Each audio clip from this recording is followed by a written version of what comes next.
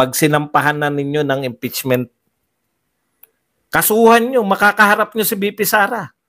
Hindi po pwedeng hindi sumagot si BP Sara doon. Kasalanan ba namin mahina pang intindi nyo? Sinabi ng COA walang anomalya. Walang anomalya. Sinabi ni BP Sara na si Martin ay kahihiyan dahil may issue siya ng panunuhol. Walang makapag-deny sa inyo. Yun, labas na po sa budget hearing. Labas na to sa budget hearing. Ito po ay committee na hindi po sa budget hearing. Mayroong umangal na may bigoting congressman. Yun po ang pinagbatayan ng mga panibagong hearing na pinatatawag si BP Sara. Kailan pa may pinatawag ang Congress? Pwede nyo pong ipatawag. Pwede nyo pong ipatawag. Kailan? Pag sinampahan na ninyo ng impeachment. Kasuhan nyo, makakaharap nyo si BP Sara. Hindi po pwedeng hindi sumagot si BP Sara doon.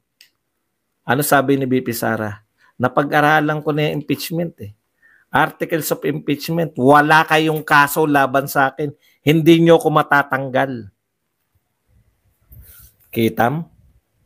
Yung sinasabi nyo hindi sinasagot, sinagot na yan.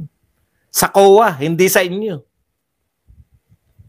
Sino kayo para sagutin? Vice President to. Pasasagutin nyo sa mga kapritsyo nyo. May hindi kayo maunawaan. Nariyan ang COA, magtanong kayo. Ayaw nyong unawain nyo sinasabi ng COA. I-contempt nyo. Kasalanan ba namin mahina pang intindi nyo? Sinabi ng COA walang anomalya. Walang anomalya. Alam nyo, umiikot, huwag kayong umikot. Dapat, alam ninyo, kayong mga nakikinig, huwag kayong maniwala dyan na kinakailangan sumagot ni Sara sa mga sabi nila. Hindi po kailangan sumagot ni BP Sara dahil wala naman silang power. Para kalkalin yan, paano sinagot? Paano? Kaya nga sinabi na ni BP Sara, bahala na kayo. Kung gusto nyo kaming isiro, magtatrabaho pa rin ako bilang Vice President. Isiro ang budget. Kaya po sila nagba-budget hearing. Kasi kung hindi nagustuhan ang sagot, halimbawa tinatanong ang Commission on Human Rights, paano mo ginamit yung pera mo? Hindi ko gusto yung pinaggamitan nyo ng pera. Peso lang ang budget mo. Ganun po yun. Yun lang po ang power nila. Power of the purse lang. Hindi po nila power to audit. Wala po silang power to audit. Ang ginagawa nila, nag-o-audit sila. Pero mo ko na-question. Ang mahal naman ito. Ang mahal daw nung bayad sa upa ng ano,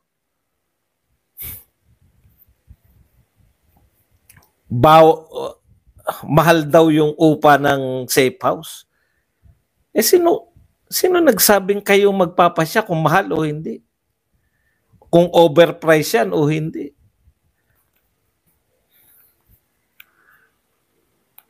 Huwag kayong palinlang na kinakailangan si BP Sara sumagot sa mga congressman.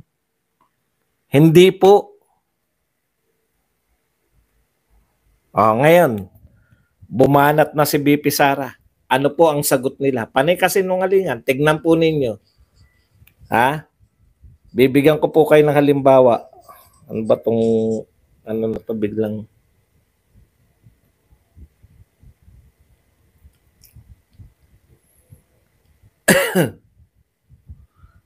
Ito na lang, isang halimbawa lang. Basta lahat po yan, pare-pareho lang po yan. Okay. Ang pinupuruhan po nila ngayon, DepEd. Ito po ang sinabi nito ni ano. Hindi natin mahaba itong sinabi ni Dong Gonzales eh. Pero papakita ko sa inyo yung kasinungalingan nung mama na to. Okay. Sabi ni Dong Gonzales, in a statement on Friday, October 18, Gonzales pointed out that Duterte, not Marcos, has failed as a leader. Bakit leader na ba ng Pilipinas si Duterte? Alam ko sa DepEd lang eh. Di ba? O sige, sa DepEd, tingnan natin. Hindi daw failure si Marcos eh. Bakit may gutom? Mamaya, dito muna tayo. Accusing her of mismanaging public funds and allowing the Department of Education to deteriorate under her watch. Ayan Ayan lagi nila sinasabi. Ilan taon po ba nag-DepEd si BP Sara? 2 taon lang. Ibig sabihin, sabi nila, yung DepEd daw, yung education, nag-deteriorate sa panahon ni BP Sara. Ibig buuan sabihin, tayo po ang pinakamataas sa PISA. Tayo po ang pinakamataas. Kayo po makakasagot niyan, no? Yung educational system po ba natin, bago mo po si BP Sara, sobrang taas? Hindi po. Pinalitan niya si Briones, di ba? Minana ni Briones, mula kung kanino pa man, bagsak na yung educational system natin. Kaya nga tayo nag-K-12 eh. Dahil hindi na kinikilala yung graduate natin eh. Kailan ba yung K-12 na yan? Panahon pa ni Pinoy. Pero hindi rin po nagde-deteriorate na yan before pa Pinoy. Talagang ang layo na po natin sa mga kapitbahay natin. Kaya wag nyo pong isisi yan, no? Kay BP Sara, 2 taon lang si BP Sara eh. Ngayon, ang sinasabi niya nito, ito Gonzales further stated that country's poor performance in 2022 Program for International Student Assessment, which highlighted the 5 to 6 year lag in learning competencies, is a direct result of her leadership failures. Direct result daw ng leadership failure ni BP Sara yung resulta ng 2022 test. Bakit po kasi nungalingan to? Siya na rin na nagsabi, no? Yung PISA, 5 to 6 years yan. Yung lag ng yung PISA po, ang sinusukat po dyan, kung hindi ako nagkakamali, kung hindi grade 9, third year, no? Hindi ko lang matandaan eh. Grade 11 yata o grade 9. Pagtetesen, di ba? Okay. Ngayon, yung resulta po niyan, hindi po nakuha yan ng bata. Hindi po bumaba yung resulta ng bata dahil naging DepEd Secretary si BP Sara. Tanong ko, kailan ba umupo si BP Sara? 2022. Kailan po yung test? 2022. Ibig sabihin, pagkaupo ni BP Sara, dapat magic. Mataas na kagad tayo sa test. Nauna pa nga po Nauna pa nga pong umupo hindi ko alam kung sino po nauna. Yung test o yung pag-upo ni BP Sara. Imposible po yun. Educational system po, kaya nga system eh. Mula grade 1 hanggang high school. Yan po yan. So ibig nyo sabihin, dapat may magic si BP Sara. Pagkaupo, nag-test, dapat mataas agad. Pareho lang po 2022, hinahanap ko nga po. Hinahanap ko po kung kailan pinag-test yung mga bata natin eh. Kung nauna ba si BP Sarang umupo o yung test. Ang alam ko nauna yung test eh. Ibig nyo sabihin, hindi pa umuupo si BP Sara. Sinisira niya na educational system.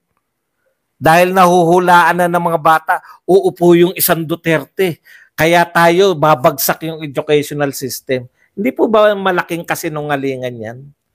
Yan ba yung ibabato nyo sa mga binato ni BP Sara? Bumagsak ang educational system? Ang sukatan nyo, PISA? Ano yung PISA? Test po yun na binibigay sa estudyante. Isa tayo sa pinakamababa. Kauupo lang ni BP Sara ng 2022, siya dahilan. Kita nyo? Para lang masiraan yung mga Duterte. Walang maniniwala sa inyo. Walang maniniwala sa inyo. Ang ganda nga ng ginawa ni BP Sara eh. No? Pinalaya niya yung mga teacher sa mga kung ano-anong gagawin. Simbolo lang po yun, yung paglalagay ng ano. Panay symbolic si BP Sara eh. Yung pong dekorasyon ng classroom.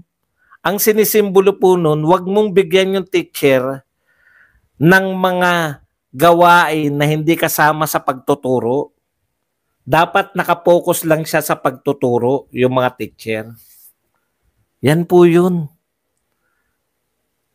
Hindi pa po na ipoporma. Wala pa pong gumagraduate sa nagsimula kay BP Sara. 2 taon lang siya. Siraan nyo naman sa DepEd. Si BP Sara na ngayon ang may dahilan. Kita nyo? Ang sinasabi ni BP Sara, walang magsabi na yan ay kasinungalingan. Sinabi ni BP Sara na si Martin ay kahihiyan dahil may issue siya ng panunuhol. Walang makapag-deny sa inyo. Sinabi ni BP Sara na wala tayong number 1. Na si President Marcos, wala talagang malinaw na direksyon yung bansa. Walang makapagsabi sa inyo na hindi totoo yan. Panay ayuda at pa-concert lang. Ang ginagawa ng Pangulo ng Pilipinas, 3 lang. Dehin Bokiki, ayuda at pa-concert. Yan lang.